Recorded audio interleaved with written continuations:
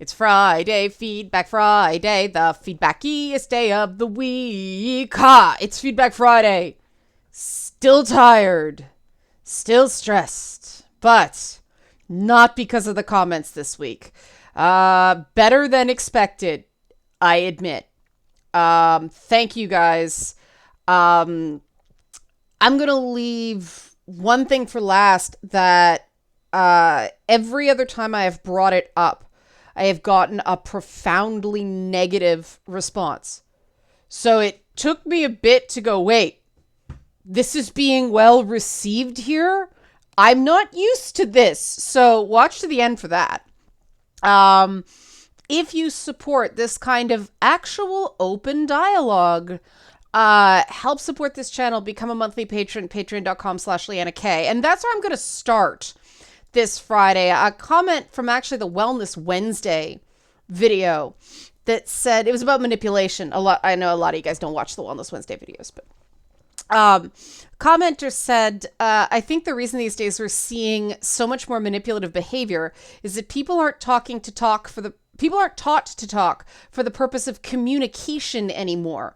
They're taught to talk for the purpose of winning. All our zero tolerance stances and stuff, we've just replaced physical aggression with psychological aggression. And frankly, sometimes I'd rather just have a bloody nose. And yeah, I feel that way too. Now, granted, I'm going through intense physical therapy right now to remove a bunch of scar tissue, so maybe that's just because I'm not getting the bloody noses anymore, or bloody other things. I do completely 100% agree that there's too much communication for the purpose of winning instead of communication for the purpose of communicating. And that's a two-way street. And there doesn't have to be a winner and a loser. Everybody wins when communication happens. I don't know what to do about that, but I do think pointing that out is a start. And one of the things I like about Feedback Fridays is it does give the opportunity to communicate in a qualitative way instead of okay, this video got, this much traffic and this many likes. That's a terrible way, terrible way, I believe, to measure impact and success in this kind of content. The true measure of success is whether you make people think. And making people think means sometimes people will not like that. But it also means that there has to be some sort of feedback process so that it's not just one way. It actually is a communication, and these ideas can be developed.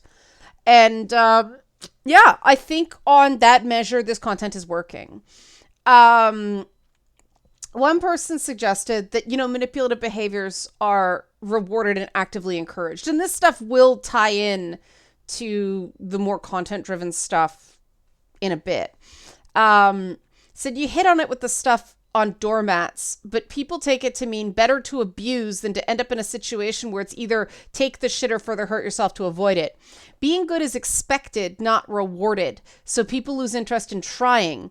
Maybe it's time we identify the doormats and reward them to say to everybody else that there's more reward in being a good person than in things that hurt others or just complaining your life wasn't as easy as you have liked. I picked that comment because it was the exact opposite perspective, and then I realized there was like two sides of the same coin to something I was feeling after the whole, Bill Cosby is getting out of prison on a technicality thing. Because I thought, well, I'm seeing all these people saying Bill Cosby is cleared of all charges. Like, Bill Cosby was a serial cheat on his wife that drugged women through deceit and claimed what he did afterwards was consensual sex. There's no defending this man, okay? There's none. Even if it was consensual sex, the disrespect the guy showed his wife is grotesque. And that's when people go, oh, they had an arrangement, or, well, all men cheat if they can get away with it. And I completely disagree that having an arrangement when you're lecturing the rest of the world how to be a fine, upstanding citizen, and, kicking Lisa Bonet off the Cosby Show, and, doing an entire spinoff because he didn't want to be around her because she did a dirty movie once. The man is a hypocrite. And to me, the problem is that the expectation is that people are like that. People are just scum. And so good behavior isn't rewarded because people just think it's fake. People think it's not real. It's just a mask. Whereas bad behavior that thumbs its nose at the right people, or, gets the right people angry, that's what's rewarded, because that seems authentic. And, that's the kind of stuff that really worries me, because there are good people in this world. There are. I know, I see what people write about my motivations, and I'm like,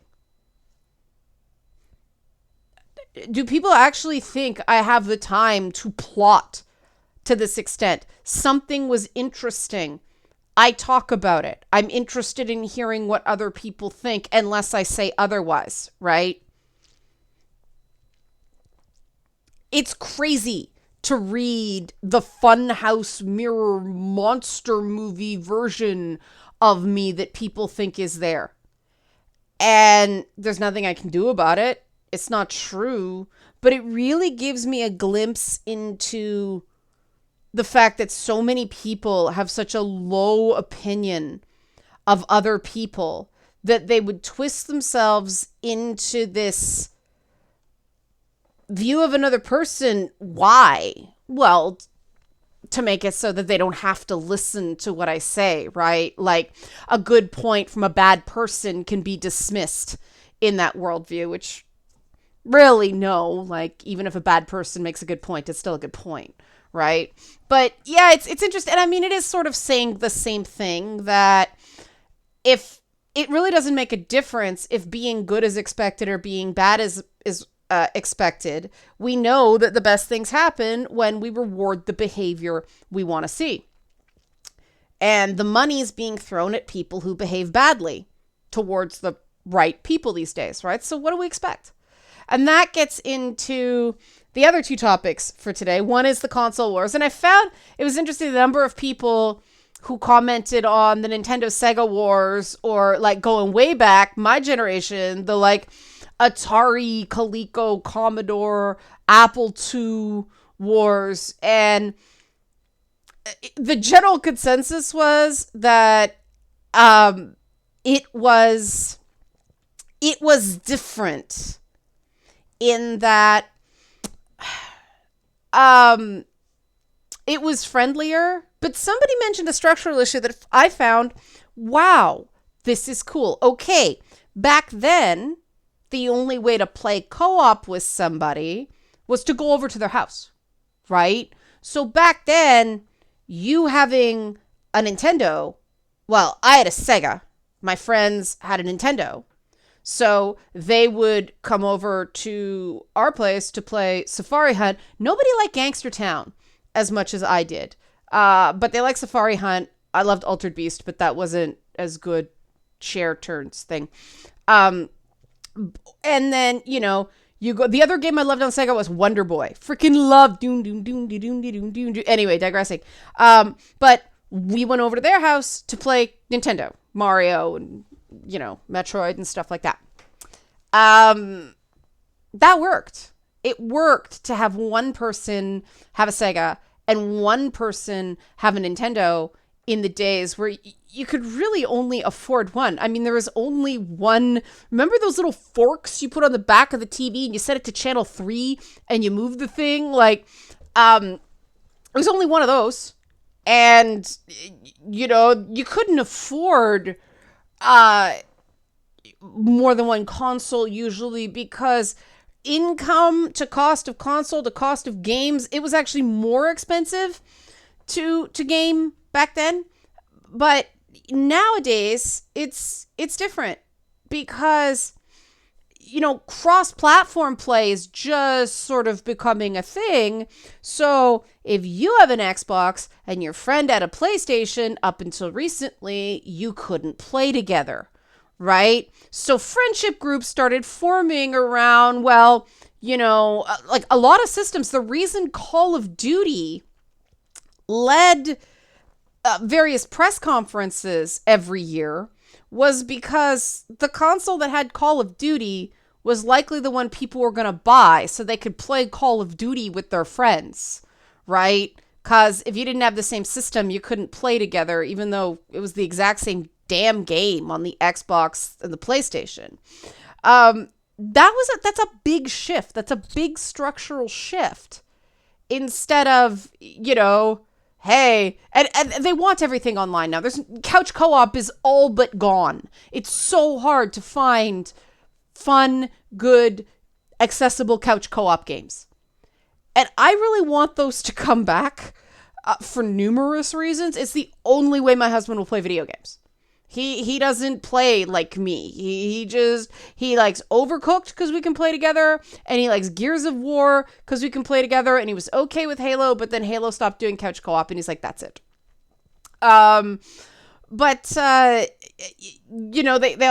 People also pointed out that you bought 2, maybe 3 games a year as well back then. And then one person said, I was an enthusiastic participant in the Apple versus Commodore versus Atari wars. Atari was best, and the others could not possibly have any redeeming value. I was also a silly, immature teenager, and now I look back on this idiocy and cringe.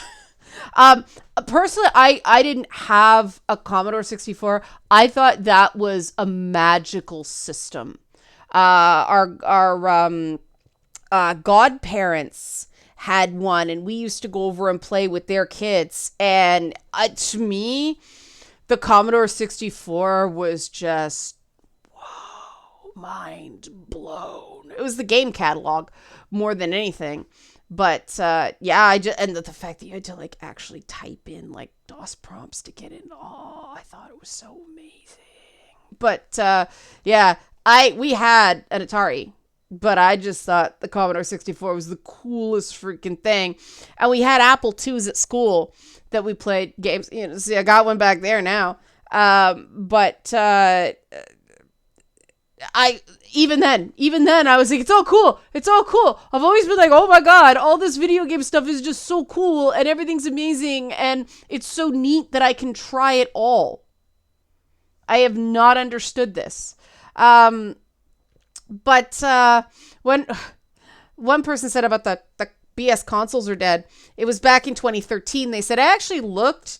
Somebody's been saying it fairly annually. There's a rash of things in 2020 that consoles were dead because now it's all about platforms and game subscriptions and all this stuff. But yeah, 2013, there was a real push on consoles are dead. I remember before the PS4 came out, they said consoles are dead. And then after the PS4 came out, they're like, this is the last one. Like, no. And then here we are.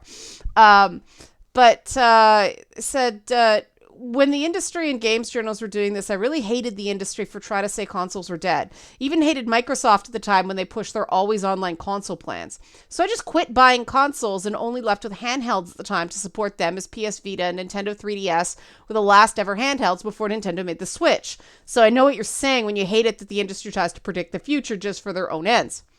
And this was an interesting comment. Sorry. To me, the console wars are largely a recruitment thing. Everyone really just wants to own one gaming machine that they can play everything on, partially because of price and partially because of input jack space. Input jack space is real. Thank you for pointing that out. Oh my God. However, if developers don't think your console of choice has a built-in audience, they won't develop for it. So the solution is to recruit more people by letting them know how awesome your console of choice is. That's interesting because, I was talking about who plays Call of Duty. Right, right. Which usually involves emphasizing how everything else is poop, because accentuating the negative is a default strategy for all arguments always. But I figured this out when I saw PlayStation fans complaining that Nintendo first parties weren't on PlayStation, and Nintendo fans being like, well, if you want them, buy a Wii U like the rest of us. And they were like, no, Wii U is a waste of money. We just want all the games on PlayStation. Gamers can be stupid, honestly, sometimes. Oh, sorry. Gamers can be stupidly honest sometimes. Not the same message. Yeah. There were some good games on the Wii U. Just Nintendo couldn't explain what it did. And that was a real tragedy, because it's weird. One of the ones that, other than Bayonetta 2 that I played on Wii U, Captain Toad's Treasure Tracker was a neat little game. I don't know why that one stuck with me, but Captain Toad's Treasure Tracker.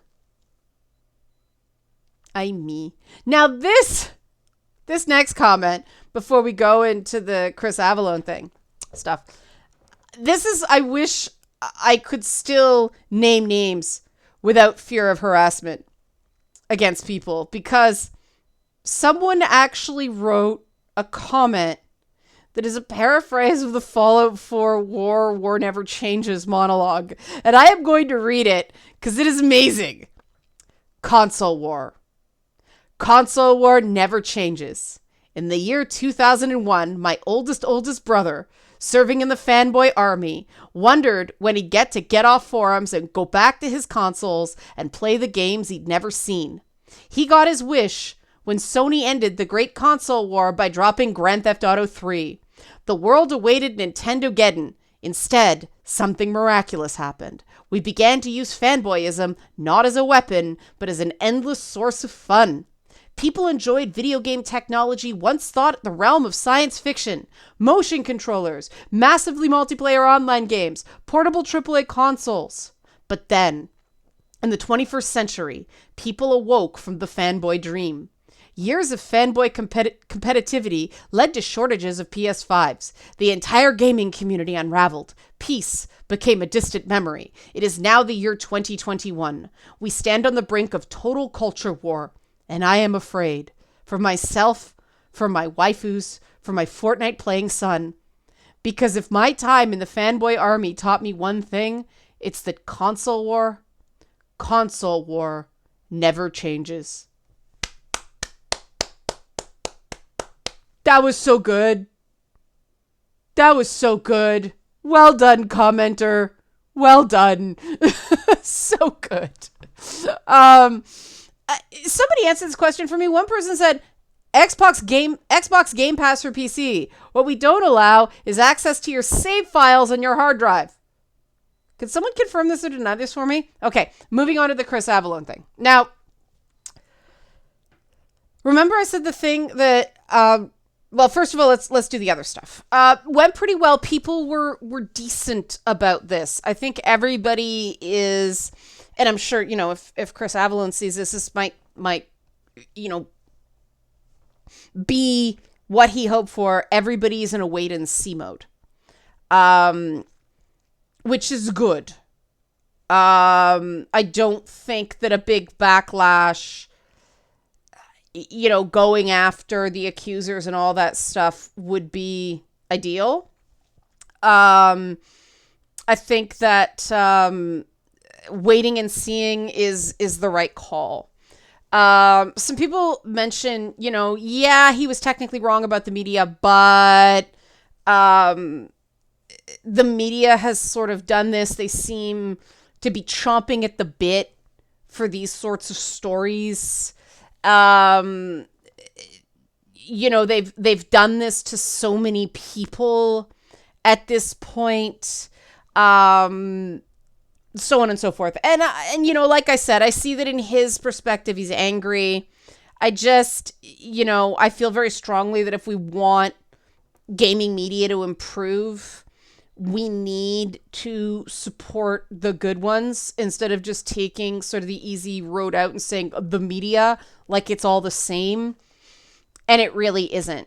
The only one I really know is, the guys at Forbes, Eric Kane, Ollie Barter, Paul Tassi, guys like that. They're just writing their opinions. I don't really think any of them have an agenda beyond that.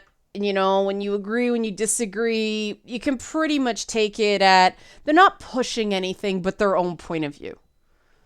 That's really different than like IGN doing a thing about Palestine, where after that you're like, how can we unsee that?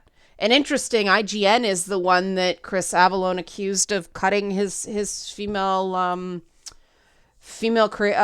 co-director out of the interview they did with him. Again, would really like to know more about that, but another time, another place. There were some comments about the fact that he's a writer and how much we can take from what he writes and so on and so forth. I'm torn on that one because just because someone's a good fiction writer doesn't mean they're a good essayist, right? If your thing is dialogue or world building or something like that, you're not necessarily a great essayist. Some people can do it all. But on the one hand, he didn't just write this in haste, even though he had a year. He could have taken a bit more time. I still think it reads like something that you sit down and write fast. I just say this based on my own process. Like I look at this and like, this reads like something I would write and really not proofread because you just want to get it out and whoosh. And afterwards you're like, oh, if only I'd read it carefully one more time. Right. But sometimes some things are personal. You don't, because you just want to get it out and be done with it because it's hard. Right. So I still think we can glean certain things. I also think we can, be analytical about certain things precisely because he is a writer and he is a really good one. So it's fair to say when something is persuasive or unpersuasive, that isn't the same as weighing guilt or innocence, which we all kind of agree, we're not doing. We're waiting and seeing. So cool. Now this is moving on to the thing that I have gotten a bad reaction every time I've suggested anything like this before. And I'm talking like within the last few years. The last time I brought up the idea of maybe we need to curb the boozy makeout behavior, I have gotten so slammed. Accused of sex negativity and all that stuff. And, I try to point out when you're drunk, you can't really consent, unless it's talked about ahead of time. Like, hey, let's get drunk and fuck. Okay. Right. That's fine. But, if you're getting drunk and then talking the fucking part, no, you're drunk. Your decision making's impaired. Come on. But I was surprised at how many people thought the idea of chaperones was actually a good idea that game companies probably won't do. And you're right, game companies will probably not want to spend the money because they just, we'll get another writer. We'll get another coder. Game companies too often treat creatives like interchangeable parts. Like, your brakes go on your car. It might be expensive to replace them, but you can get new brakes, right? Creative people aren't like that. Creative people are people. I'm hoping, though, that maybe a few indie companies, larger indie companies, maybe Casey Hudson's new indie company, maybe, might take this on, of the idea of more structured environments, buddy system, all that kind of stuff. And you don't need a company directive to have the buddy system just sort of work out in advance. Like, let's just stick together so there's a witness no matter what happens. Unfortunately, let's face it, that's how women go through life. Like I said, I got this female porn stars, right? But women do that in clubs too, that you get a friend to hold your drink. You never put your drink down in a club because it might get roofied. But the thing I was more surprised than anything is the support and agreement regarding my suggestion that maybe these events are just too boozy.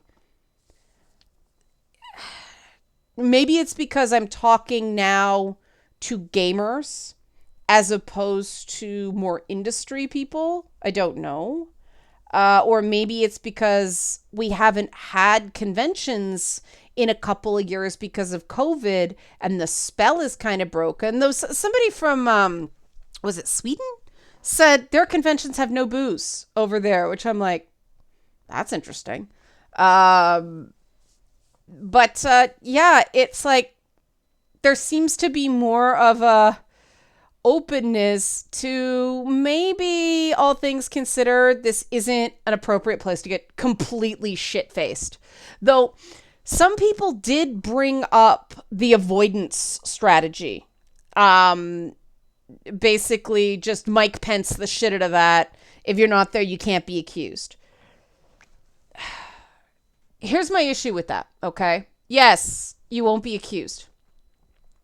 You're also not making the human connections essential to have a fulfilling life, essentially in order to be happy. I am an introvert. I still need people in my life that don't think I'm hot garbage, right? Like, it's nice to be appreciated occasionally. It's nice to meet a person who actually appreciates what I do. You know, it would be a lot easier to get up in the morning if I got more of that and less of the shittiness, but we can't control that, right? I keep hearing male developers in theory go, oh, I want to help women. I'm like, you know, I always say I want to help women, but hi, person, how about, and you can't say that, right? Because then it becomes awkward. You know, they can't say, oh, I didn't mean you. I meant, you know, in theory, which is often what it actually is. It's often a nice sentiment, but, you know, rank and file people at a company can't really help much. They have no power, right? And as long as there's that idea of, oh, avoid women so you don't get accused, that's bad for the mental health of men in the industry because it's already so isolating. It's terrible for women in the industry because we'll just be denied the opportunities that come from that kind of networking. And, you know, let's face it. I mean, in the Chris Avellone situation, this isn't somebody in the industry. This was just a chick at Dragon Con who seemed to be fangirling David Gator and one other guy. And like, okay. I just think I get the just avoid, you can't be accused. I understand the gut feelings behind it. It's myopic. It doesn't solve the problem in the long term. In the long term, we really have to get over this idea that men and women are completely different species and that we're not individuals, and some individuals are good and some individuals are bad, right? Let's start rewarding the individuals who are good. You know, it does work that people with similar values end up kind of collecting together. We judge. That's why we have judgment, right? And so if there's a place where shittiness keeps happening, I think we have to examine whether or not those places are populated by shitty people, because the two things track, right? And so it's not men, it's not women, it's that particular group of shitty people. Let's start dealing with that, right? Because that's really what it is. There are perfectly ethical, upstanding women who would never, ever, ever accuse a guy of something false. There's people like me who even when a guy may do something mildly inappropriate, I don't say anything. I don't feel the need now. In part, it's because I've been harassed at cons so many fucking times. It's just like, well, there we go again. At this point, the one I would love to fucking know who this guy was so I could name him was a guy who assaulted me at San Diego Comic-Con, but he was a rando dude that took a picture with me and got disgusting. I have no idea who it was. I don't think he was wearing even his own badge. But like the people I knew that just had a bad night, I don't feel the need. There are people like me out there. People who can accept that sometimes people have bad nights. Sometimes people make mistakes. It will not be repeated. That's all I care about. I'm not walking around feeling victimized by it anymore. It was dealt with. You know, Gal Gadot, Joss Whedon dealt with, right? Not all women like are the same. Not all men are the same. Not all men. I do not believe. I absolutely 100% will not believe. I will fight this, that all men will act like these dirtbags if given a chance, that it's just a confidence thing, that it's just, you know, because these guys who actually do this shit, these women who actually do this shit, they are small, petty, miserable, insecure people. Happy people do not have to abuse other people. And it doesn't matter how powerful someone is, how rich someone is. What drives them to do this stuff is that it doesn't make them happy. They don't feel big. They don't feel powerful. They feel small. That kind of behavior is a personification of weakness, not strength. What is it in the Disney Plus Loki show? It's what the weak do to appear strong, something like that. I think that's the paradigm we have to start talking about. That this isn't everyone, and you don't, you know, that one bad apple thing. We got to start protecting each other. We have to start being able to say to people like, look, this guy, he's kind of sketch. He hasn't really done anything yet. Or, you know, this woman or this non-binary person, like, I don't entirely trust them. You know, we'll let him in, but be careful, right? We got to start doing that for each other. And everybody's afraid of getting sued.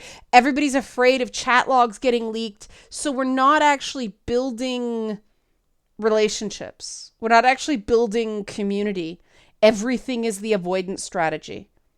And that's a race to the bottom. I mean, I think that's part of the reason that so many games are so empty. And then a game like Days Gone that isn't empty, it's full of humanity, gets kind of screwed because the people writing about games have been in their jobs too long. You know, the shitty people phenomenon is alive and well at a lot of those websites, and so they don't know how to relate to legitimate connections between flawed people and the beauty that comes with that. I mean, that's what intimacy really is. It's allowing people to see your imperfections and then they don't reject you, right? I mean, that's what we strive for as human beings. Yeah, it's very rare we get it. But, you know, I read your comments. I see your interactions on Twitch. I read your tweets. There's a lot of loving, caring, giving people. And a lot of you have really been hurt. But you're still contributing. You're still commenting. You're still trying. And so I know this video's gone on long, but what I want to know is, how do we reward that? How do we reward the doormats, as the commenter off the top suggested, right? Like, how do we let people feel like they matter, not because they created some consumer achievement, but because they were just a decent human being? Comments, please. Let me know. Maybe I'll do a Monday video on this. help support this channel, become a monthly patron, patreon.com/LeannaK. This is a great way to show I'm doing something right, by the way. Thanks for watching.